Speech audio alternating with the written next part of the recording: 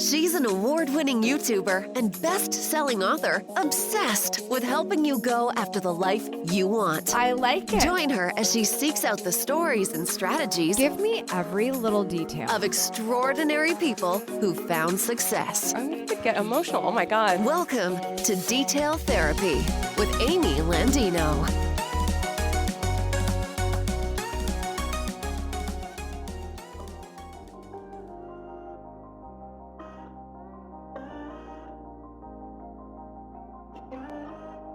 Good morning, good life. Welcome back to Detail Therapy. In this episode, we're going to get into the details about getting yourself a proper detoxification from negativity. What do we actually need to do to start to feel so much more positive in our day-to-day life? That's what we're going to unpack today. If you're new here, hello. My name is Amy Landino, and I will be your host. I'm the founder of GATLU, which stands for Go After the Life You Want. We create resources for ambitious professionals who are ready to unleash their power, get unstuck, and create the life of their dreams. When you visit detailtherapy.online, you'll not only find videos, books, blog posts, and show notes for this very podcast, but you can also get details about our new daily motivational podcast, which you can get instant access to when you join our premium community, Shine Squad. Just tap the notes in your podcast player for links to everything I mentioned, or again, you can go to detailtherapy.online in your browser. So I was inspired by this conversation because I'm just going to tell you, lately, things have been kind of interesting for me. I stumbled upon a bit of a moment where I have been alone a lot for the last couple of weeks. My husband ended up having one trip planned and another one unexpected. And so it just so happened because he left and then he came back. And even when he was here, we were doing some social distancing. Y'all, I don't know if you heard, but I'm pregnant. And down here in Florida, if you stay away from people, like, it's actually amazing. You don't get sick. I'm knocking on wood. I'm knocking on wood right now. But I have somehow escaped this virus for a very long time. And I don't even care what you call it. I don't want the flu. I don't want COVID. I don't want flu-rona. I don't want any of it. Like, I'm trying really hard. I hope when this goes out, I haven't suddenly come down with something. But when you're pregnant, you can't really take a lot of medicine. So I'm just trying to even avoid the sniffles, guys. Okay. So we're distancing, my husband's doing a little bit of travel, but I've actually been alone a lot the last couple of weeks. People are checking on me. Mom's calling. Bestie Sarah's calling, how's it going? My mother-in-law, everyone's checking on me. Like, how's it going? How are you feeling? I'm like, I'm feeling great. And also, I don't know, my hormones must be in check or something. I'm kind of living my best life. Part of it is I'm like, wow, this is it. I'm never, ever going to be alone again. It really is kind of the end, guys. Like, my husband's coming back and he has no travel planned. We're having a baby very soon. I'm almost 7 months pregnant. So it's like from here on out, we're just like gonna chill. Right. So I feel like I'm taking it in. I think the gratitude of like, there's a reason why I'm alone right now. It's because a lot of my adult life, I have been alone, and until I got into relationships and obviously grew up. But I got really used to being independent and introverted and alone. And that's so embedded in me. And it has not really been my way of life for the last 5 years. It's amazing when you marry somebody who just loves you so much and wants to be around you all the time. It's the greatest. But, sometimes I don't get my alone time, especially during this pandemic. But in the last couple of weeks, I have had so much alone time. And I feel like it's like the world saying, here you go, Amy. If you were missing that at all, we're going to give it to you full on, and you should really enjoy every second of it. And I have. I really have. I feel very positive. And it got me to thinking about I don't have a lot of negativity going on in my world at the second. And I say that by the second, okay? Because it can change at any moment. But the negativity in your life is very much created in your own head in a lot of ways. So I'm sitting here going like, how nice. I don't have any negativity. It must be because I'm alone. Like nobody's here to mess with my head. But is that really what's going on? I think it's probably the easier way to achieve that, but it's not real life, right? The bottom line is that if we're actually going for a detoxification of something, you have to cut it all out. And that's kind of almost possible. A good chunk of negativity could have been cut out. It's just possible for negativity to grow between more personalities, right? So if my husband says something and I don't like it, or if my neighbor does something weird and I don't like it, or, just the more you're around people, the more negativity kind of pops up. But that's the stuff we can really easily point out. And the reason why is because we're very good at blaming. But in all actuality, negativity is completely generated by our headspace, what we have decided is not good. That's a decision that we're making. So it actually has nothing to do with being alone. It has nothing to do with whether someone's next to you or not. It has everything to do with what are you observing about what's happening in and around you and how it's either good or bad. Right? There could be other negativity going on. I think if I were bored, I'd probably feel more negativity. I'm not bored. We have a lot going on. January is a busy time of year for the business, so I'm just keeping things going. My team's working at a very high level. We've come a long way in the last year, which is great. Not a lot of negativity there. There just happens to be a lot of work that has gone in and a lot of headspace that has been aligned where I'm having a good moment. Again, thank you, hormones, for not throwing that off. Again, something I could blame, right? I could easily just blame hormones if I was feeling very negative. But let me get to my point with all this. I'm not trying to brag about experiencing some alone time right now. If you happen to be someone who's like, oh my gosh, I'd love to have a couple weeks to myself, or I'd love to even have 24 hours by myself, or whatever the case may be. My point is that to actually detox, you have to cut everything out. You have to remember, you have to cut everything out. It's not just people around you. It's your negative self-talk. It's the news. It's that drama television series you think you love, but the reason why it keeps your attention is because there's drama, and drama is driven by negativity, and that negativity is teaching us something. Come on, you know where I'm getting at. This is all, and it's social media. We're coming up with negative reasons to be upset with social media sometimes. So how much time do you spend there? So I thought it would be really interesting if we broke this down. There's an entry of the Daily Stoic. You guys know I'm a huge fan of the Daily Stoic.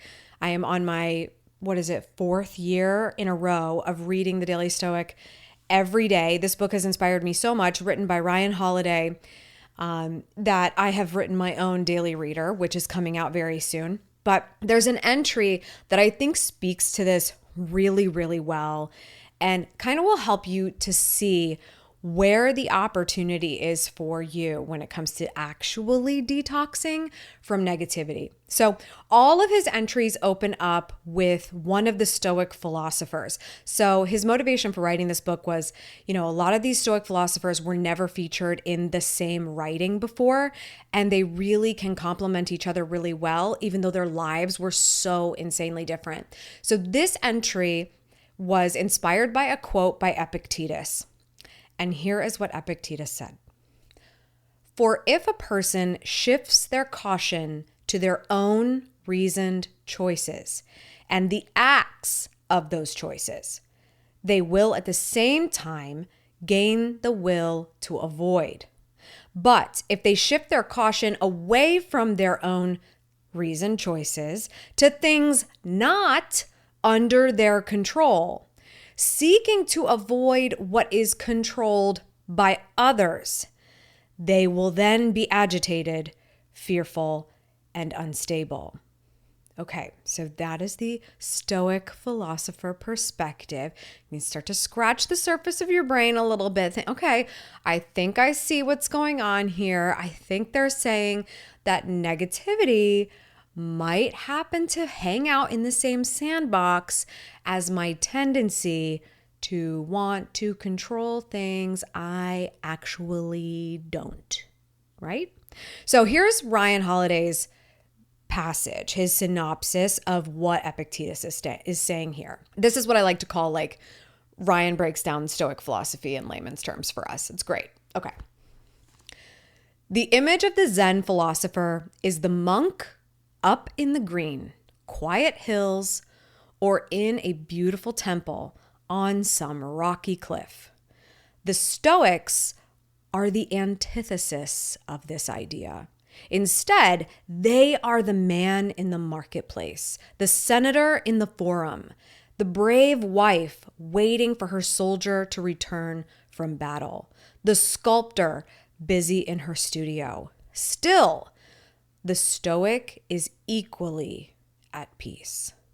Epictetus is reminding you that serenity and stability are results of your choices and judgment, not your environment.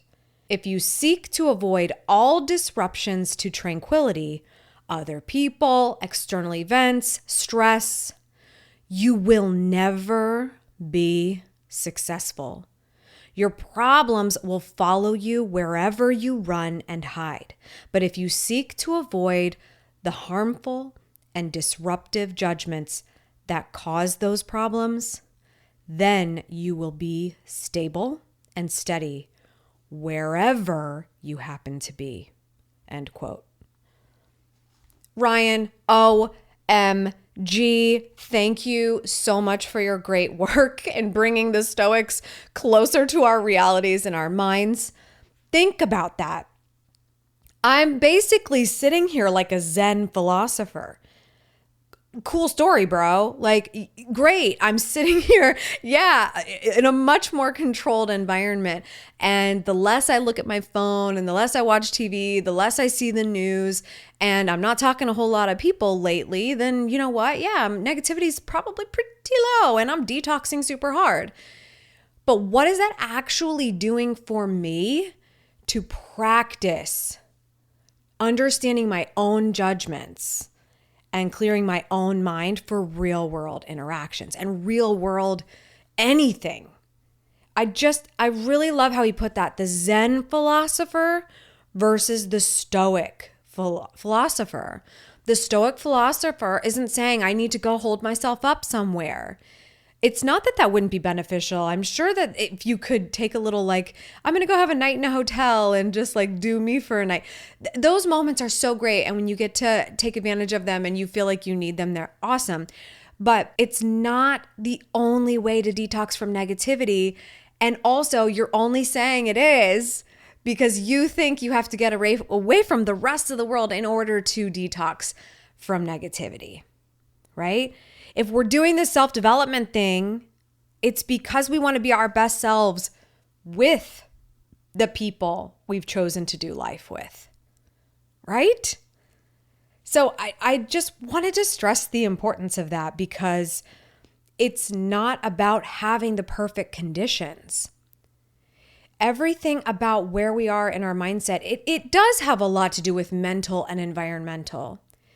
And when we have something environmentally that we know is not where we want our head to be, we have the ability to take control of that without having to control the environment. You can escape the limited belief thinking in your home by opening up a book. You can walk away from an unfortunate altercation and go and compose yourself for a few seconds and come back. It's about straightening out your mind in the way that you have to straighten out your mind, because that is the only thing that you can control. You can't even control your body up to a certain point. You can if you're very fortunate in a lot of ways, and you should take advantage of that to the greatest of your ability. but there's only so much we can control. And if you didn't know, the definition of stress is wishing for things to be different that you don't have control over. Think about that. How stressed are you? And what is being stressed actually doing for you? It's just so important that we are honest with ourselves about this. I want to detox from negativity. What do I got to do? What steps do I got to take? How do I make myself more positive? You've got to be really honest with yourself. You say you want less negativity in your life. Great. But what are you actually doing to observe all of the different negativity in your world and what you're doing to add flame to that fire? It's not that we are completely self-destructive. It's more about the fact that we're just in a nasty habit a lot of the time. And we are used to taking the same types of things personal when somebody attacks us. And so we're going to continue to reply to them in the way that we always do. Or we're just used to not getting our way. And so we continue to tell ourselves a story. Well, I'm not lucky, or nothing good ever happens for me, or I'm just not good enough yet. So that makes sense. That negativity is fuel you're continuing to add. So do you want to detox from negativity? I bet you do.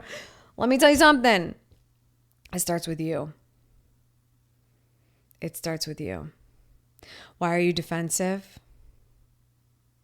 Why are you ready to erupt at any moment? What are you actually doing to shift your own mindset as initiative, taking the initiative before a moment happens? Have you had that conversation with yourself? You know what? Next time this crappy thing happens, I'm going to do X. If this, then that. What is that? What are those continually erupting triggers that happen for you? Or if you're like, you know what? I want to be different. I really do. It just doesn't come naturally to me. Okay, that's fine. But not only that, sometimes we will continue to act the same way. Tell me if you relate to this. Sometimes we'll continue to act the same way to another person because we know that that's what they've come to expect from us. And if we were to suddenly flip the script and act differently, respond differently, not take something personally, not while out, not start an argument over a little dig, not get upset just because someone told you what to do for the 800th time like you're a child, not do any of those things. We sometimes will still opt out of that because we're afraid they're going to ask us questions about why we're acting different. What's going on? You're acting funny. Is something else going on? Is something wrong? No, I'm actually managing myself appropriately at the moment. Can you give me some credit? And then you go down again, right? It's just that fear in the back of your head. It's like, I want to be better, but I don't want to have to continue to expand and explain myself. You don't have to. Just the example of being better is enough. You're enough. It's enough. You do enough. You've got enough. You are enough, even if someone is saying to you, you're not. That is their assessment. That is their story. When you see social media and you feel negative about it, you're enough. Stop looking at what everybody else has going on and think that your world is lacking. You can believe that to your core. That's going to do nothing for you.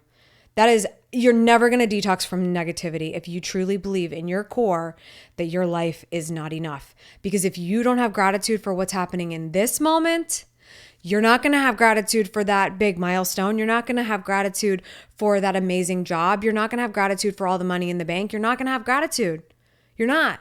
Because if you can't be happy for the breath you're breathing right now, who cares? Who cares? Be honest with yourself when you say you've got to detox from negativity. It's a strong possibility that you are disregarding the negativity that you continue to aid and abet. Let's be real. This is detail therapy. We're real. We bring the realness. I'm here because I'm your friend. I'm here because I'm going to talk you off the ledge. I'm here because I know you want better. And I know you're capable of it. I'm not patronizing you at all. Oh my gosh, I hate when people patronize. I cannot stand it. Sometimes I take a compliment as patronizing. It's so bad. I need you to know I know you're capable of it. Like I believe that in my core. We're just used to doing other things. That's it. They're just bad habits. Negativity is a habit. That's it. That's it. Do not bring yourself down deeper than that. There's no reason for it. Absolutely no reason for it. So just remember that you do not need to be the Zen philosopher to detox from negativity, okay? You need to work on your stoicism. You need to be okay with not reacting to every little thing. You do not need to. You do not need to perform. You do not have to do that for someone else just because they're used to it. You can listen, observe, accept what somebody has to say, and still not feel guilty, and still not feel shameful, and still not feel like you're not enough. Because all of those three things are within your power. Some of them take time to overcome. Identifying them so you can do that is so important. But it is 100% in your power. I promise. I promise. And believe me when I say I preach to myself when I preach to you. I preach to myself just as much. Honey, I've been Zen philosophing over here. just look at me hanging out. It's 80 degrees outside. Like, what is life? It's 80 degrees outside. I live in South Florida. First of all, I don't even recognize myself in that way. I feel like I have so little adversity right now. But you know what? I need to remember that the Zen philosopher is not going to teach as well as the Stoic philosopher will. Because it's the real world stuff, the stuff we can't control, the unexpected, that we actually need to get much better at expecting to happen. Because it will. It 100% will. And we can't be all like, oh my God, get out of my space. Good vibes only. Okay, listen, good vibes only is a great phrase. But it's a phrase you should be saying to yourself. Good vibes only, say that to someone else. That is just another example of telling someone else to follow the manual that you have created for them that they have never read. And you are blaming them and you are trying to control the uncontrollable. Someone else. Someone else is not controlled just like they cannot control you. So good vibes only is a neon sign that we need to hang up in our own head. So that when that negative self-talk and that negativity that we hear is immediately put through the filter of like, am I choosing that? Am I choosing that thought? Am I choosing that direction? Am I choosing that environment in my mind? Let's not. That's up to you.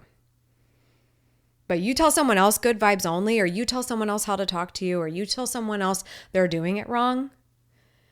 You have not grappled with how you actually have the ability to detox from negativity by getting a hold of what you actually control. And that's what I got to say about that. Shout out to Forrest Gump. Yeah, that's it. That's what's on my mind today. I really hope that's helpful for your week. I hope that's helpful for your life, because woo, do we need that or what? Oh my gosh. Just, you could sneeze and find a reason to feel negativity. Just turn around like, oh my gosh, I have a potted plant that's like all up in my space right now. I could be so annoyed, but I put it there. So that's really dumb. Okay. Something you need to know about detailed therapy. I am not a doctor. This is not a doctor's office, but we do accept a copay. And that copay is for you to share the show. If this episode was useful to you, I would love to see your screenshots, your shares, your tags. I'm on Instagram and Twitter. Just search for Amy Landino. You should be able to track me down without issue. I always appreciate the thought that not only are you willing to sit here and have these really challenging conversations, but you want to share that with other people because you wish for good for them as well. So please share the show. Thank you so much for doing it. That's all for today. Thank you so much for tuning in. I appreciate it as always. Remember, subscribe for good vibes, kiss the ones you love, and go after the life you want. I'll see you back here on Tuesday. Cheers.